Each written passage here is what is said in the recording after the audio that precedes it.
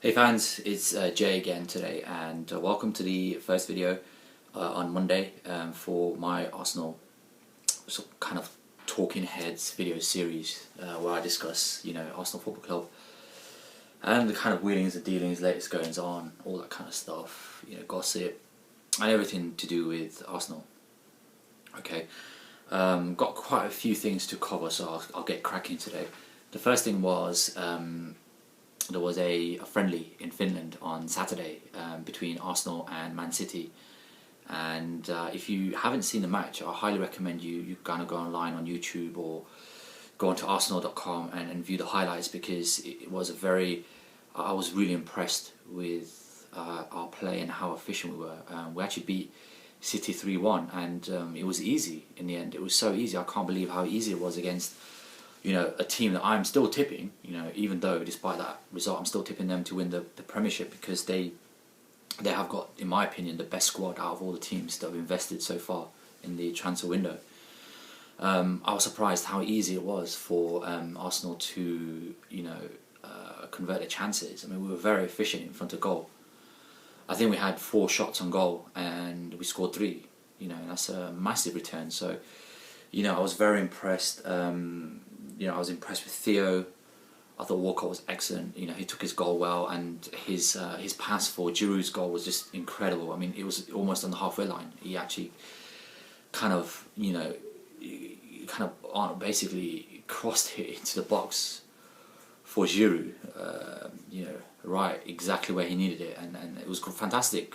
Fantastic goal by Giroud, because he still had a lot of work to do. He kind of chipped the keeper. And this was a pretty strong, City team. They had Hart in goal, Company defence, Nasri, Milner, Fernandinho, the new guy. They had Alvaro Negredo up front. They had Edin Dzeko playing. Who else? David Silva. Yaya Toure. Guys who've won the league. They won the league at City. Guys experienced. So. Clichy as well, left back. They had a very strong lineup, and I was quite impressed to see how efficient we were. I thought our midfield dominated throughout the game between Wilshere and Ramsey. I thought Ramsey was excellent as well. It's another standout performer. I thought Bakary Sagna at right back again had another solid performance. So overall, I was really impressed with the performance. Unfortunately, I think Ramsey's taken a bit of a knock on his ankle, so he's not going to be fit for the internationals in the midweek. I think they play on Wednesday, Wales. I'm not sure if he's going to be fit for the start of the new season, which is a shame really, because he's had a really strong pre-season. He's pretty much played a lot of games. He's had a really good pre-season. So that was a shame. The second thing I wanted to talk about was there was a Champions League draw on Friday for the qualifiers. We're actually playing Fenerbahce, who are I think they're Turkish champions, or the Finnish runners-up. I'm not quite sure exactly. I don't really follow Turkish football, and it's not really ideal, because from London to Turkey is quite a long way, and I think we play them just before we play Spurs in the league, so it's not ideal. The other kind of thing that's unusual about this playoff is that Fenerbahce have actually been banned for 2 years in Europe. So I'm not quite sure how that's going to work, because they are allowed to appeal. There's an appeals process before the playoffs between Arsenal. So if they get through, they could be disqualified anyway if FIFA or UEFA uphold the initial ruling, which means that I'm not sure what happens if Arsenal lose that. I'm not expecting them to over 2 legs. I think Arsenal will win,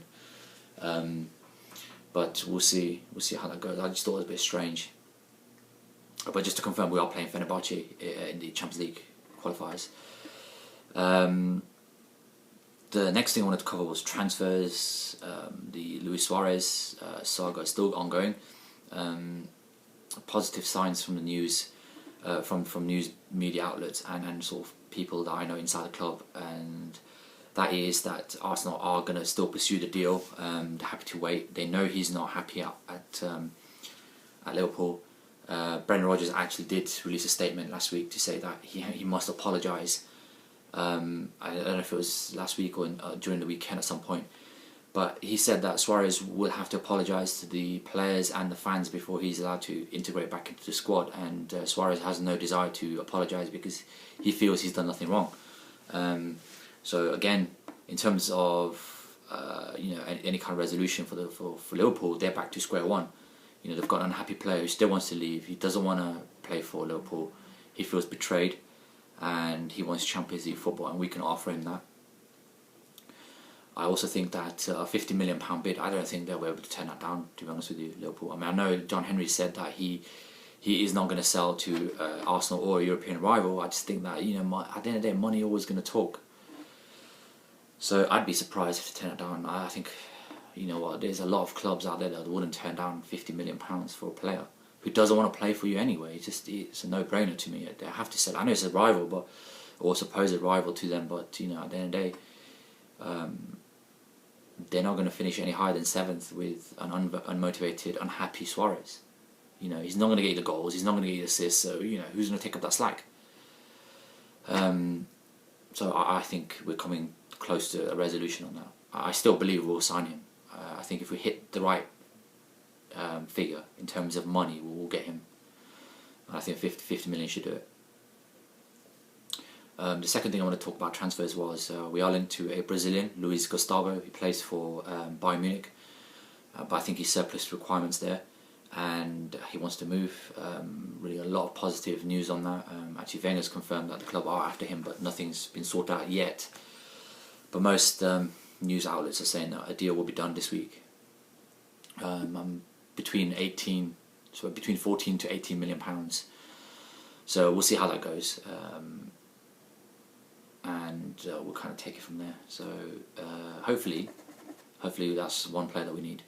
And I think it is a signing that we do need. He's a defensive midfielder, somebody that kind of breaks up play, almost like a Gilberto Vieira type of player.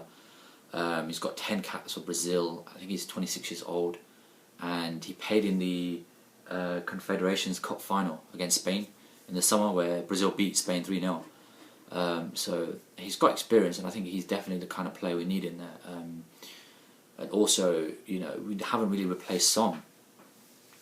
You know, so I think he's certainly the right player. And to be honest with you, even if we pay 18 million, still, you know, relatively cheap in this day and age, especially with this kind of transfers we've seen in the summer. And the final thing I wanted to discuss today is players going out, and that's Marouane Chamakh. He's actually tweeted from his own profile that he's left Arsenal, and he's joined Crystal Palace. Initially a 1-year permanent deal, and then he's got some options to, you know, like extend it for like 1 or 2 years. I think you'll see that confirmed today in most news channels. So we'll probably see that today. I know he's had a medical at the weekend. Probably just the paperwork going through now with the Premier League, and we'll see another player leave the football club. That's actually a free transfer, so it looks like they've terminated his contract early, because I think he still had a year left, but I might be wrong, I'm not sure on that, so we'll see. But good luck to him. You know, it hasn't worked out at Arsenal, doesn't mean it's not going to work out at Palace. Like I said in the previous video, it's a good deal for him. He's still in the Premiership, and he's not moving that far in London, so all the best to him. Again, the usual, just leave me your comments, likes, dislikes, and I'll see you in the next video.